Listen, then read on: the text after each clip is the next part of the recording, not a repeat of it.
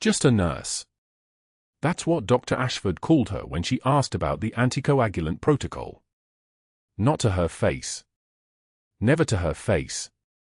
He said it to the residents during morning rounds, loud enough for the entire cardiac unit to hear, his voice carrying the particular disdain reserved for those he considered beneath his notice. Ashley Cooper didn't flinch. She was 3 rooms ahead, checking the 4 line on her 0800 admission, her fingers moving with the precision of someone who had once held a human heart in their palms and kept it beating under fire. The fluorescent lights hummed their perpetual 120-cycle song as she moved through Oak Creek Memorial in Norfolk, her white scrubs blending into the institutional landscape like deliberate camouflage. She had learned to be invisible here, to move through corridors with a kind of practiced silence that made people forget she'd been in the room at all. It was a skill that had kept her alive in other places, in other times, when being noticed meant you became a target. The hospital smelled like antiseptic and floor wax, industrial and sterile, nothing like the coppery iron-rich air of a trauma bay 3,000 miles away and 18 months in the past. Inside her jacket, sewn against the lining where no one would ever think to look during a standard locker search, was a faded unit patch. Sangin.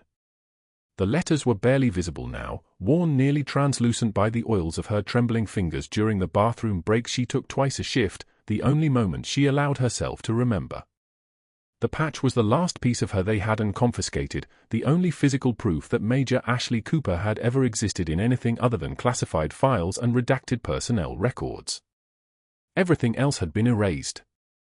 Her rank, her service record, her clearance, all of it buried so deep in Pentagon basement archives that even Freedom of Information Act requests came back with entire pages blacked out in permanent marker. She had been ordered to disappear, and she had become exactly that. The elderly man in room 347 had no listed next of kin, no emergency contact, just a social security number and a heart that was barely holding its rhythm together. She noticed the shrapnel scars on his chest immediately, old ones, surgical, the kind you didn't get from accidents. Her hand steadied as she placed the pulse oximeter on his finger, checking the reading, 94%. She made a note on his chart, her penmanship precise and clinical, nothing in it suggesting the way her breath had caught when she'd helped him change into the hospital gown and saw the constellation of scars mapping his entire left side like a geography of survival. 73 years old, she murmured, more to herself than to him, reading the admission sheet. That's a long time to carry shrapnel without it catching up with you. The old man's eyes had opened then, really opened, not the glazed expression of sedation or pain, but something sharp and focused, like someone recognizing a language they thought they'd never hear again. He'd looked at her hand as she adjusted his really looked at it, at the scar tissue mapping the back of her knuckles, at the way her fingers moved with anatomical confidence through the simple task of setting up his saline drip. "You've done this under fire," he'd said. Not a question. Ashley had paused for exactly 2 seconds, her jaw tightening almost imperceptibly. "Just checking your vitals, sir." But her hand had found the faded unit patch inside her jacket during her own 900 break, pressing it flat against her ribs like a heartbeat she could control. Dr. Ashford arrived for morning rounds at 0930, his expensive shoes clicking against the linoleum with the rhythm of someone who had never once doubted his place in the world. He was tall, perhaps 6'2", with a kind of posture that comes from a lifetime of people getting out of his way before he had to ask them to move. His hair was silver at the temples, artfully so, the kind of distinguished that required a specific stylist and probably a $500 haircut every 4 weeks. His tie was silk, the kind that cost more than Ashley's entire scrub rotation, and his watch, a Rolex Submariner, she noted without looking directly at it, caught the fluorescent light as he gestured broadly at the residents trailing behind him like satellites orbiting a sun. The 0800 admit in 347, one of the PGY or 2 residents offered, flipping through the chart. Acute myocardial infarction, anterior wall. "We've got him on dual antiplatelet therapy, Anne." "Hold the anticoagulants," Ashford interrupted, his voice carrying the particular tone of someone accustomed to absolute obedience. "I want to see how his troponin levels respond before we commit to aggressive anticoagulation. Too much blood thinner at this stage is asking for complications we don't need." Ashley was standing at the supply cart 3 rooms down, ostensibly organizing medication drawers, but she had heard every word with perfect clarity. Her hands continued their methodical work, organizing, sorting, performing the invisible labor that kept the unit functioning, but something in her chest had tightened. She closed her eyes for exactly 3 seconds, and in those 3 seconds, she was back in a surgical bay with no power, no running water, no sterile field, just a man whose chest had been torn open by shrapnel from a mortar round that had hit too close, and she was holding his heart stable with her own hands because the monitor was dead and the only way to know if he was going to survive was if she could feel the rhythm of it against her palms. Pain is data. That's what her commanding officer had told her in the first week of trauma training. Every drop of blood, every irregular beat, every shallow breath, it's all information. You read it like a book, and the book tells you whether someone lives or dies. She knew the difference between protocol and staying alive. She had made that distinction approximately 3,000 times. And she knew that a man who had carried shrapnel in his chest for 73 years might not respond well to anticoagulation delays. But Dr. Ashford was already moving on to the next room, and she was just a nurse in a hospital cardiac unit, and some lessons didn't translate across that particular boundary without causing exactly the kind of friction that ended careers. At 1015, she approached him at the nurse's station, where he was typing notes into the electronic medical record with the kind of aggressive keystroke that suggested he was composing his thoughts as violent declarations. The room hummed with the ambient noise of a busy hospital, phones ringing, monitors beeping in soft rhythmic patterns, the distant ping of the elevator arriving on the cardiac floor. "Doctor," she said, her voice careful and deferential, the kind of tone that had become her armor. "About the anticoagulation protocol on 347. Given his history with blast trauma." History? Ashford didn't look up from his typing. He's a 73-year-old with an MI and no documented trauma history in his chart. What history are you referring to? The way he said it was a trap.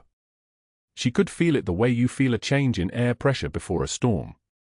If she mentioned the scars, she was overstepping. If she persisted, she was insubordinate. If she backed down, she was complicit in a protocol that might kill the man in room 347. Shrapnel injuries present differently, Ashley said carefully, each word measured like medication. The scar tissue can affect vascular response. Anticoagulation delays in patients with that history sometimes result in. Are you a cardiologist? Ashford's fingers stopped moving. He turned to look at her, and his gaze was the color of winter sky, which is to say cold and devoid of anything resembling warmth. Because I am. And I don't recall reading about your cardiology board certification in your personnel file.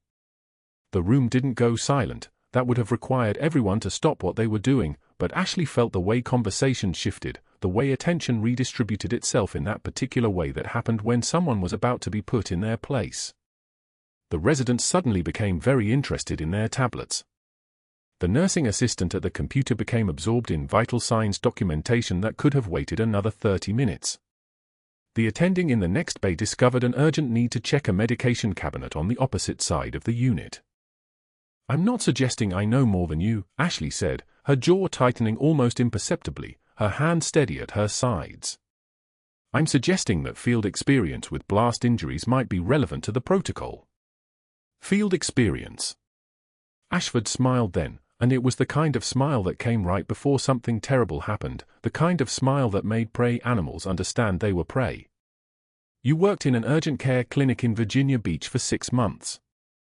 That's the only field experience listed in your file. So unless you're suggesting your application materials are fraudulent, I'd suggest you stick to what you're actually trained to do. Which is nursing." He said it like it was a dirty word.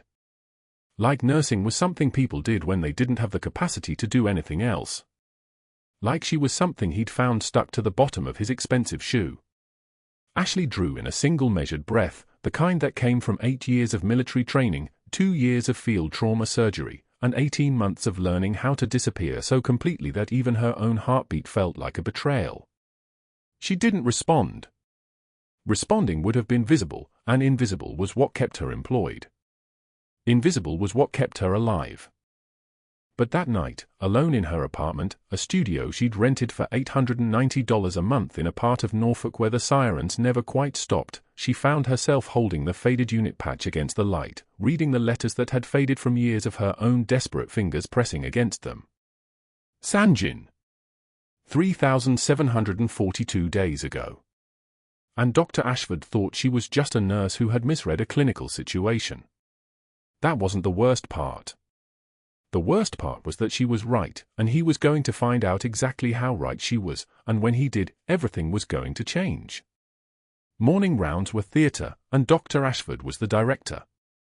He swept into room 347 with the kind of entrance that demanded an audience, resident trailing behind, 2 medical students flanking him like acolytes, and the patient's nephew standing near the window, unsure whether to sit or flee.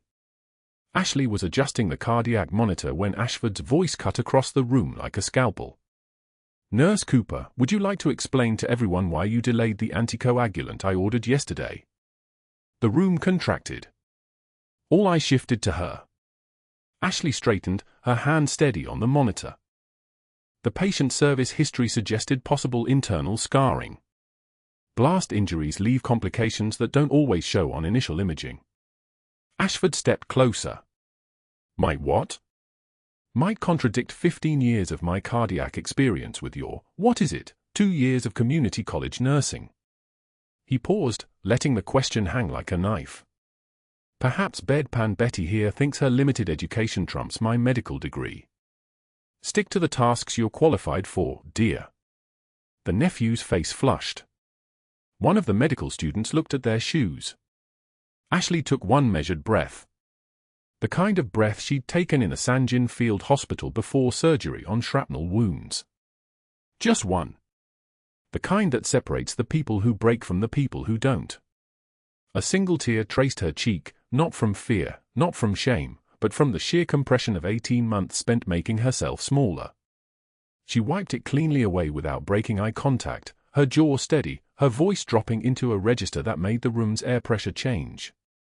"I hope you never need someone who knows the difference between protocol and staying alive." Ashford's jaw tightened. He turned away without responding, and the medical student scurried after him like ducklings. The nephew lingered for a moment, something flickering behind his eyes, recognition, maybe, or the tail end of a memory he couldn't quite place. 2 hours later, Ashley pushed through the break room door with her lunch in a Tupperware container, the kind of meal prep that screamed loneliness: grilled chicken, brown rice, steamed broccoli. The room entered like a reverse tide. For nurses at the center table, people who'd shared shifts with her for 18 months, stood almost simultaneously, suddenly fascinated by their phones, gravitating toward the corners as if she carried something contagious. One of them, Patricia from the night shift, whispered something to another nurse. Both looked away when Ashley met their eyes. She sat alone at the table, opened the Tupperware, took 3 bites. The food tasted like nothing. Like the scraps they'd eaten in forward operating bases when there wasn't time for anything else. After a few minutes, she closed the container and left it untouched on the table. The shift stretched like broken glass. At 4 p.m., Ashley was restocking the medication cart when she saw the crowd forming at the nurse's station. Her chest tightened before she even understood why. A white sheet of paper was pinned to the public board, the same board where shift schedules and safety notices lived, where everyone rotated through multiple times daily. Disciplinary action: A. Cooper, insubordination, questioning physician orders, exceeding scope of practice. Dr. Ashford stood before the evening shift arrivals, reading the charges aloud, his voice carrying down the corridor with the precision of someone who wanted maximum penetration, maximum humiliation, maximum erasure. He spoke about professional boundaries and chain of command. About knowing your place. About how well-intentioned nurses with inflated ideas of their competence were a danger to patients. Ashley's hands gripped the metal edge of the medication cart until her knuckles whitened. Not from emotion. From restraint. The trembling wasn't fear, it was the physical manifestation of 18 months of discipline snapping taut. Her knuckles pressed harder into the cold steel. Someone whispered her name. She didn't look up. Couldn't. If she did, if she let anyone see her face, they'd see something Ashford had been trying to provoke all along. And that couldn't happen. Not yet. Not here. The evening shift finished their rounds. The sun dropped behind the hospital buildings like it was running away. Ashley moved through the corridors with the invisible efficiency of someone who'd learned how to be a ghost. Bed checks. For lines. Vital signs logged with mechanical precision. Her hands moved on their own, muscle memory and training carrying her through each task while her mind stayed somewhere else entirely, somewhere with dust on every surface and the smell of diesel fuel and blood. At 7 p.m., she stepped into room 347 to do a final check before the night shift took over. The Admiral was awake, studying her with eyes that were far too sharp for someone who'd been admitted 4 days ago with an acute myocardial infarction. He watched her move with the kind of attention most patients didn't possess. Military eyes.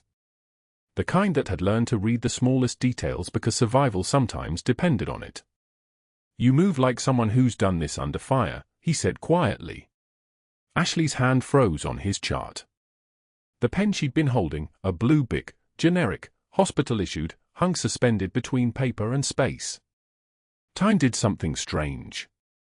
Stretched thin. "I don't know what you mean, sir." The Admiral glanced at the way she'd positioned his full line for quick access, the kind of efficiency that made no sense in a civilian hospital but made perfect sense in a field medical unit. He looked at how she'd arranged the emergency equipment on the bedside table, not by protocol, but by combat pragmatism. Everything within arm's reach. Everything organized for crisis. Everything that screamed someone who had lived through exactly that. "Sangin," he whispered. Ashley's face drained of color. A physical thing, the blood leaving her features, leaving her looking like a ghost caught mid-materialization. She shook her head fractionally, a warning, a plea, a door slamming shut on a life that had never officially existed. "I was never there. That person doesn't exist anymore." The Admiral studied her for a long moment. His weathered hands, the kind that had spent decades commanding men in impossible situations, folded against his chest. He nodded slowly, understanding more than she'd said, understanding everything she wasn't saying, understanding the calculation behind the careful erasure. His eyes held gratitude and something else, recognition. The kind of recognition that passes between people who've carried weight that civilians can't conceptualize. "Rest well, Major," he said softly. The title hung in the air like contraband. Ashley left without responding, closing the door behind her, leaving behind the only person in this hospital who knew exactly what she was capable of. What she'd sacrificed. What she'd given away to disappear. The night shift began at 11 p.m. Ashley checked the roster, noted which nurses were on duty, which doctors were in-house. Dr. Ashford had gone home at 6. He wouldn't be back until morning rounds. At 0200, the machines would scream, and he would be 20 minutes away, and she would stand alone at a crossroads she'd never wanted to face. She didn't know that yet. She moved through the hospital's quiet hours with the practiced ease of someone waiting for a storm. Adjusted monitors. Changed dressings. Held the hand of a patient in 412 who was frightened of the dark and couldn't articulate why. Spoke in that low, steady voice that made people believe everything would be okay, even when she wasn't sure she believed it herself. At 0158, the monitors in room 347 screamed. The monitors in room 347 screamed at 0158, and Ashley was already moving before the alarm finished its first wail. The Admiral's eyes had been sharp an hour earlier when she'd come in for the final check of her shift, and he'd gripped her wrist with surprising strength for a 73-year-old man 6 hours post-admission. His pupils were crisp. Alert. The kind of focus that came from command experience and decades of reading threats in millisecond intervals. She'd adjusted his pillows, checked his full line, and he'd caught her hand before she could step back. His voice came out low enough that the monitor's steady beat nearly swallowed it. "What unit?" 2 words. A question that should have meant nothing to a civilian nurse in Norfolk. Ashley's blood had gone cold. She'd held his gaze for exactly 2 seconds before answering, 3rd Battalion, 5th Marines. Dark Horse. The Admiral's grip tightened. Then he'd whispered it, the call sign that died in Sangin, the one buried in classified folders, the one no one stateside should have ever known. Nightingale. That name had been erased. Major Ashley Cooper had been erased. The woman standing in that room was supposed to be invisible, supposed to be nobody, supposed to dissolve into the machinery of a civilian hospital and never surface again. Except she was standing in a room with a man who'd been there when they pulled her out of that fire base, the one with the mortar impact that killed 3 of her team. A man who knew exactly who she was.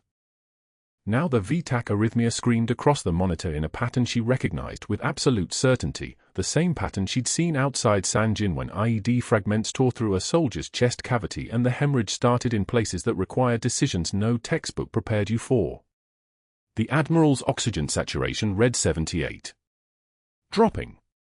His lips were losing color, and his body had gone rigid with the specific rigidity of a man whose heart had abandoned its rhythm entirely. Ashley moved. Not as a nurse following protocol. As a major who'd commanded a surgical unit under fire, whose hands had held together people the military brass said were already dead. She grabbed the crash cart without waiting for authorization, muscle memory taking over like switching to a language she'd spoken fluently for 12 years and never forgotten, no matter how hard she'd tried. She didn't reach for the phone to call Ashford. She reached for the needle decompression kit on the second shelf, the one civilians weren't supposed to touch, the one Dr. Ashford had explicitly ordered her never to use without supervision, the one that required a rank and a clearance and 7 years of field experience that she could never list on her resume. Come on, Admiral. She was already prepping his chest, her fingers finding the landmarks by touch, the second intercostal space, the midclavicular line, like muscle memory was rewriting her hands in real time. The needle was smooth. Clinical. Cold.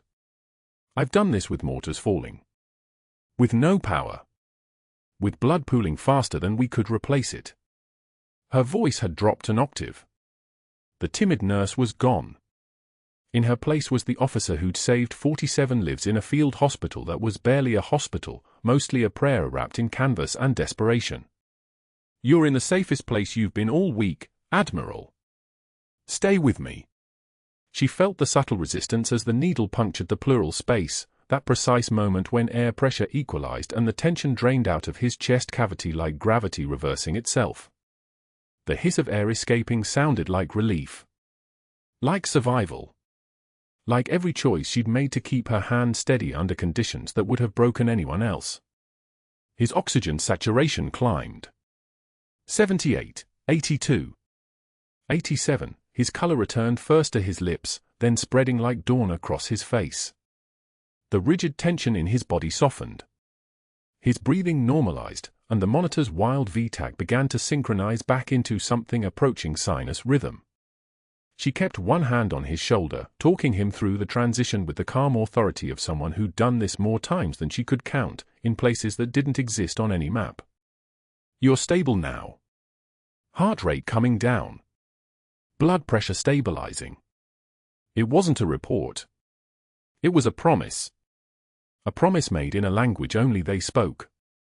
Dr. Ashford burst through the door at 0207 with a resident trailing behind him like a shadow that hadn't learned to move independently yet. The resident was still holding the phone, still mid-sentence with whoever was on the other end of the line, probably still explaining the code, the severity, the need for immediate intervention from the attending physician. Ashford stopped short.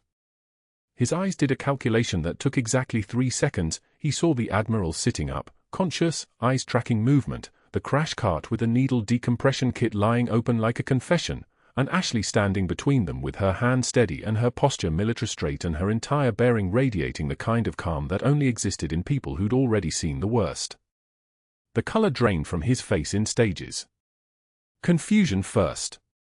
Then comprehension. Then something colder.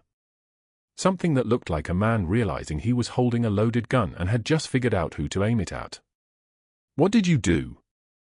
His voice had gone flat. The theatrical bluster was gone. This was a man accessing strategic territory. Ashley met his eyes without flinching. No apology. No explanation. Just a statement of fact delivered with the precision of someone stating an airspace coordinate. I saved his life. Ashford turned to the resident, and his voice became a weapon made of words. Call security. Call the board president. Get her personnel file. I want every detail of her credentials, every procedure she's ever documented, every interaction with patients. He turned back to Ashley, and the smile that crossed his face was the smile of a man who'd just been handed a blueprint for total destruction. You just performed a procedure you are not licensed for, against direct physician orders, without supervision. Against state law. Against hospital protocol. You're not just done here at Oak Creek Memorial, you're finished. Everywhere. Every hospital in Virginia, every state board, every credentialing organization will know your name by sunrise. He stepped into the hallway and made his calls with the precision of someone who understood institutional power the way Ashley understood anatomy. 3 calls.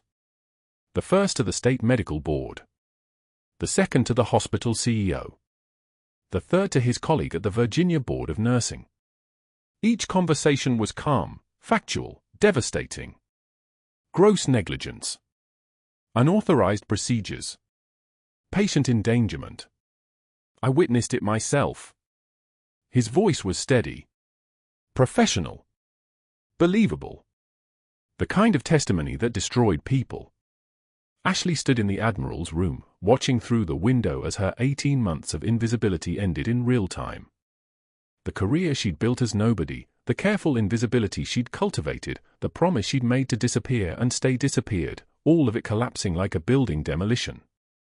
The Admiral reached for her hand, and his grip was surprisingly strong for a man who'd just coded, who'd just come back from the edge of nowhere. His eyes were the color of storm clouds, and they held the specific knowledge of someone who'd commanded people, who understood the weight of choices made in seconds. They made you disappear once. His voice was rough but steady. 3rd Battalion. Sangin. The operation that went sideways. I know what they made you do. The choice they gave you. Ashley didn't answer. There was nothing to answer. The Admiral continued, his fingers locked around her wrist like an anchor. Don't let them do it again. Not this time. Not now that I can finally see you. Behind him, the heart monitor beeped its steady rhythm, a rhythm she'd just given him, a rhythm she'd built with her own hands using skills that were supposed to die with her military service. Outside the window, Ashford was already working the phones, already making the calls that would end her. But the Admiral held her hand, and his eyes said something that her 18 months of silence had never allowed her to believe. He saw her. He actually saw her. And that was going to change everything. Ashford didn't hesitate. By 0600, before the sun broke over the Norfolk water, his fingers moved across his phone with the precision of a man who understood institutional power the way other people understood breathing. He sat in his darkened office, still in yesterday's clothes, the Admiral stable in ICU upstairs, and typed out his first email to the hospital's medical board, immediate report. Nurse Cooper performed an authorized procedure without physician authorization or appropriate licensure.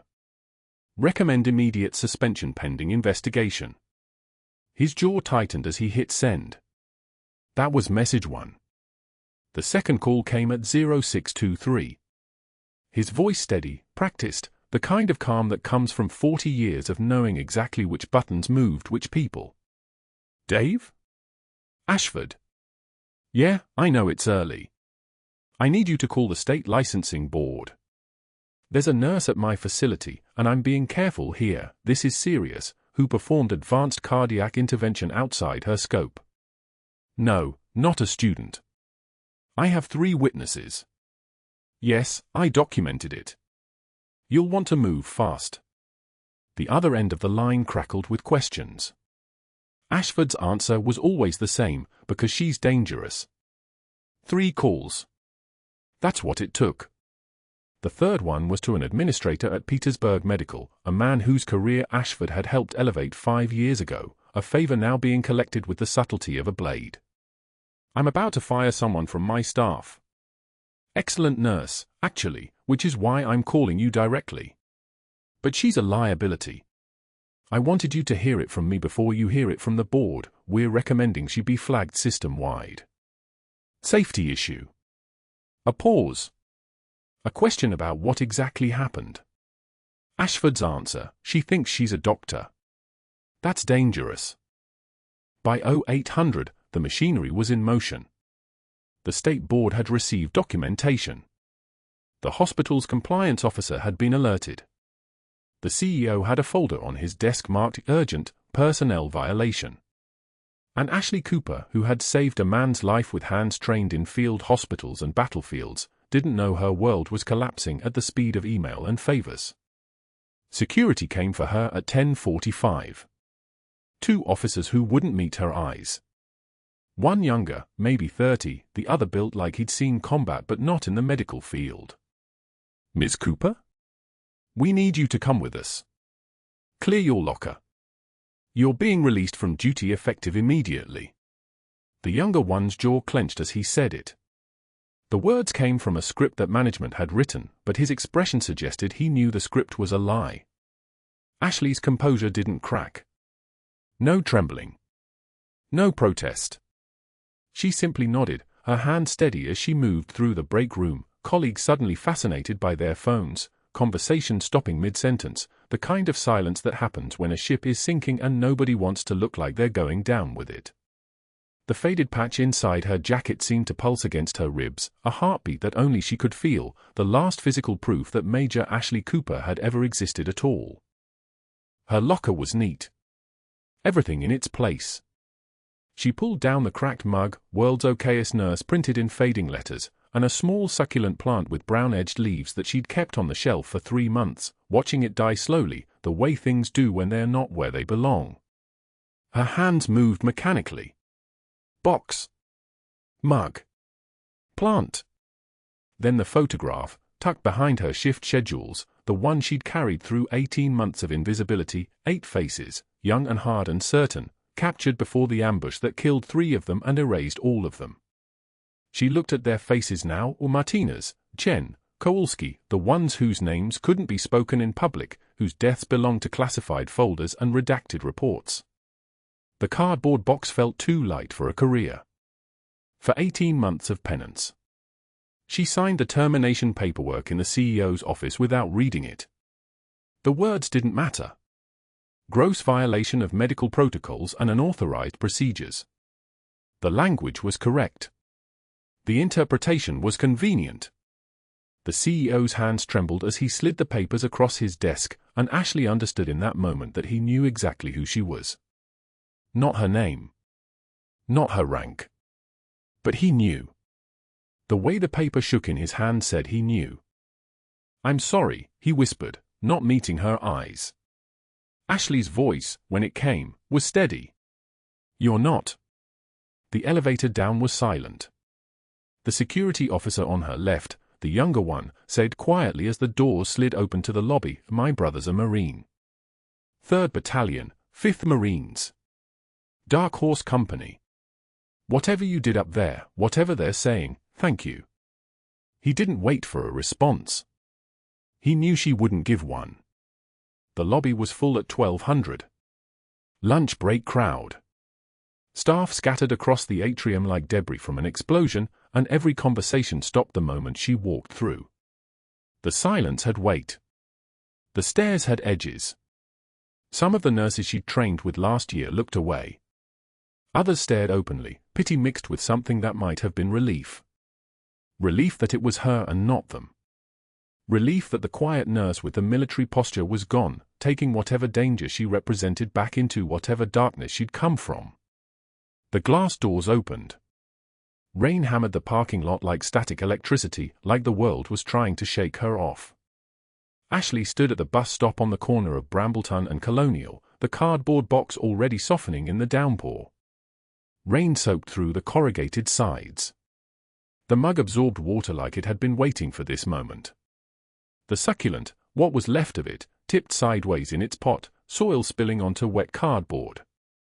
The photograph of her unit began to separate from its frame, the image of 8 faces starting to blur and fade, the ink running like blood in reverse.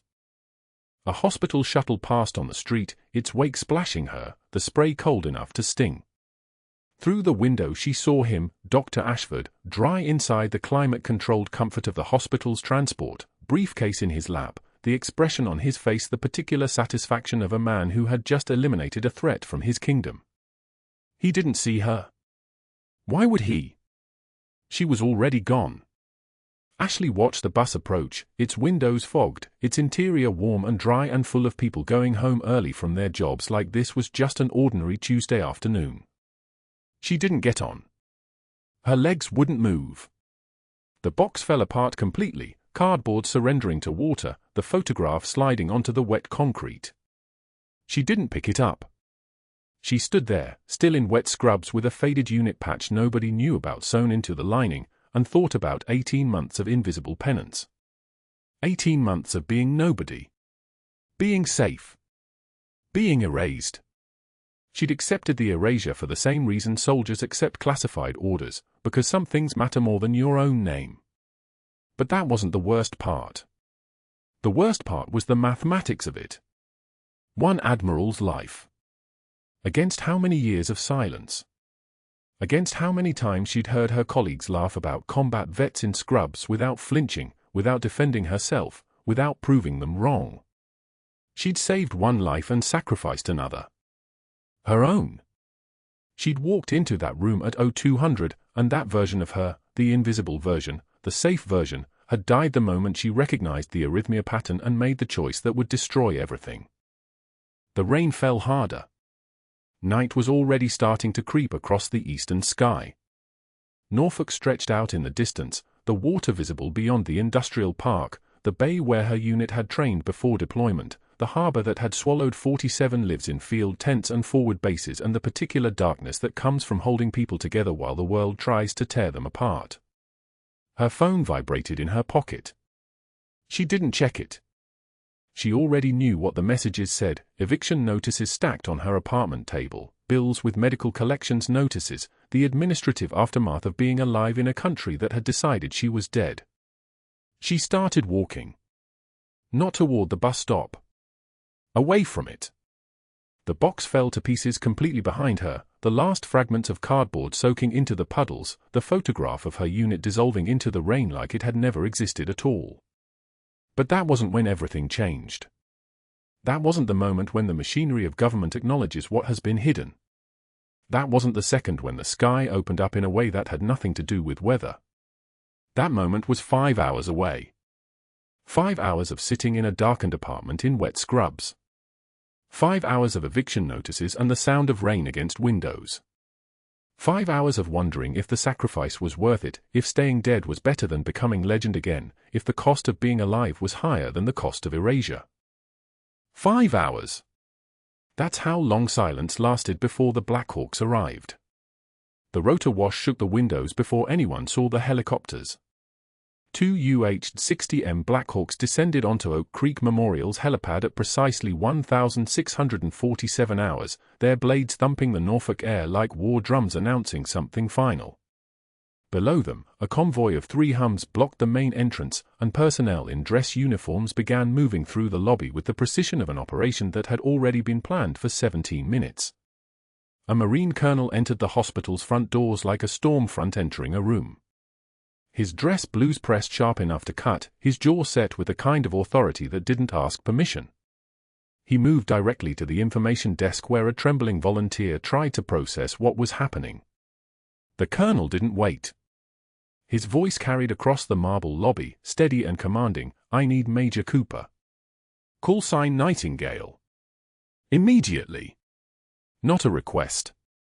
An order that made 6 heads turn in unison. Dr. Ashford was in the break room reviewing discharge paperwork, already mentally rewriting the narrative in his head: a rogue nurse, overzealous training, civilian medicine requires different standards, when the CEO appeared at his shoulder like a ghost. The CEO's face had gone the color of old plaster. "Ashford. My office. Now." The words came out tight, mechanical, the sound of someone who had already made calculations and didn't like the numbers. The personnel file sat on the mahogany desk like an unexploded device. Sealed. Official stamps in red ink. A flag of authority neither of them could dismiss. The CEO's hands trembled as he opened it, and the first document made his breath catch audibly. Service record. Naval Special Operations Command. And then 2 bronze stars. His hands kept turning the pages.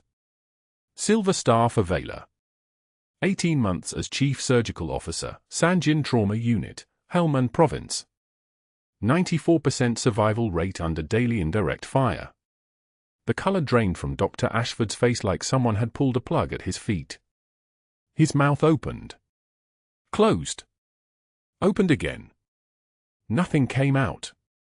He'd been standing across from this person for 18 months and hadn't known. Hadn't suspected. She'd asked medical questions in the break room and he'd dismissed them. She'd questioned protocol and he'd called it insubordination. She'd saved a man's life by recognizing a pattern he'd missed, and he'd had her escorted out by security.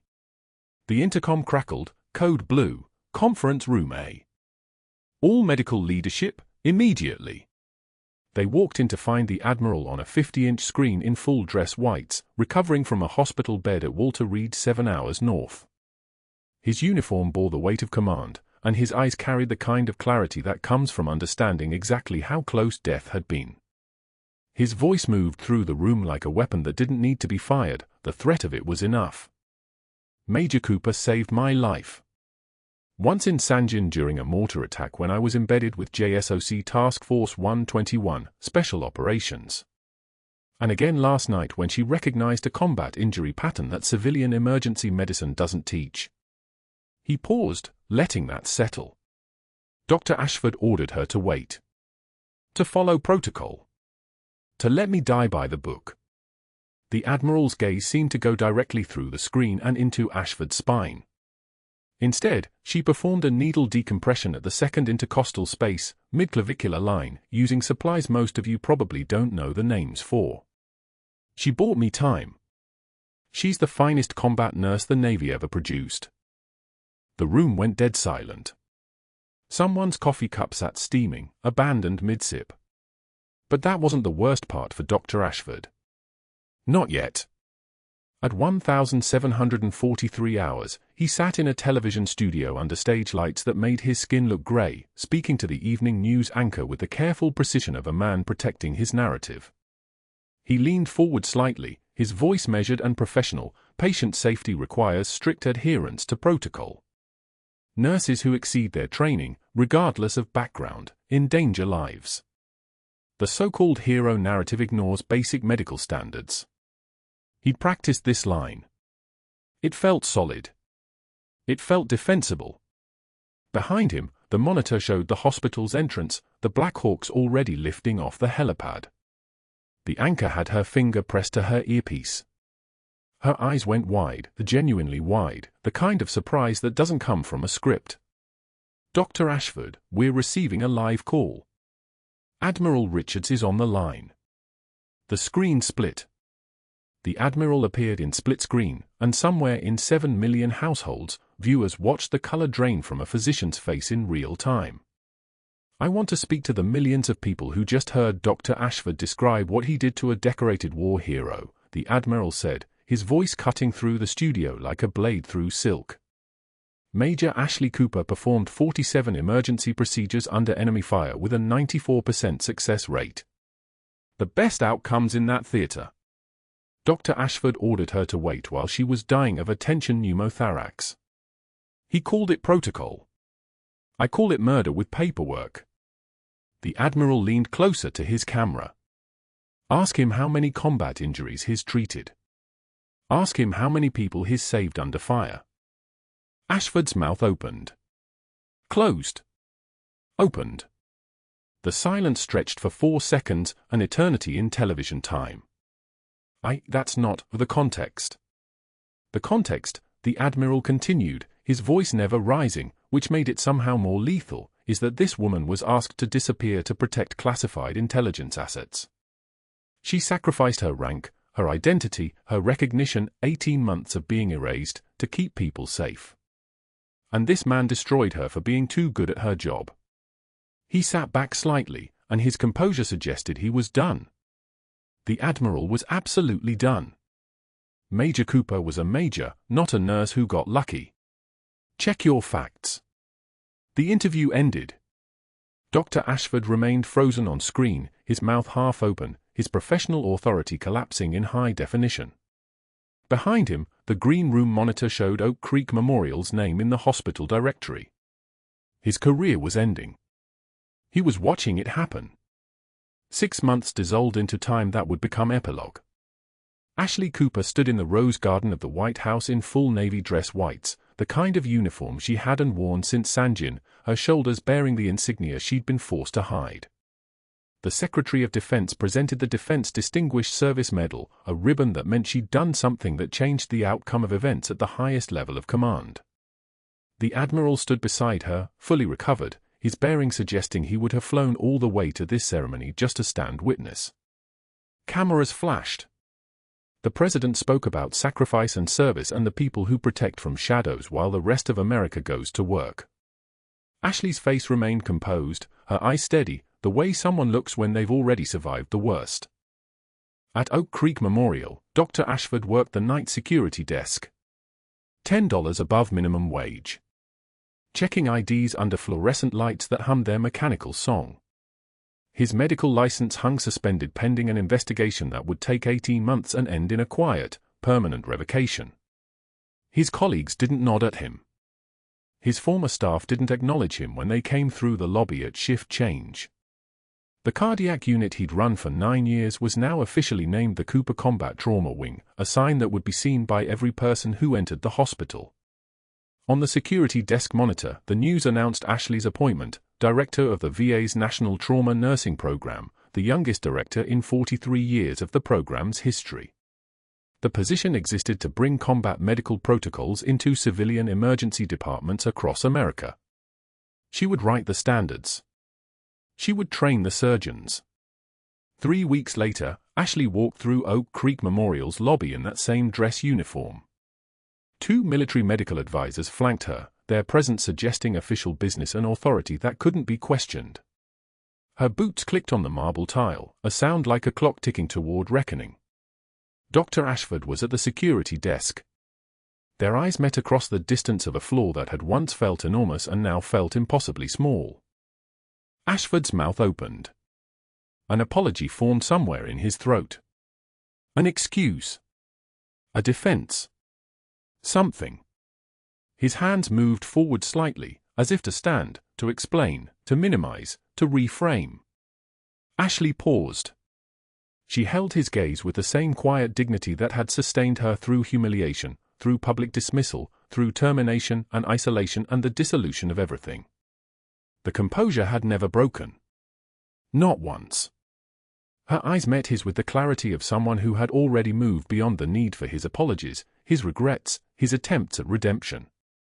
And then she said absolutely nothing at all. Not a word.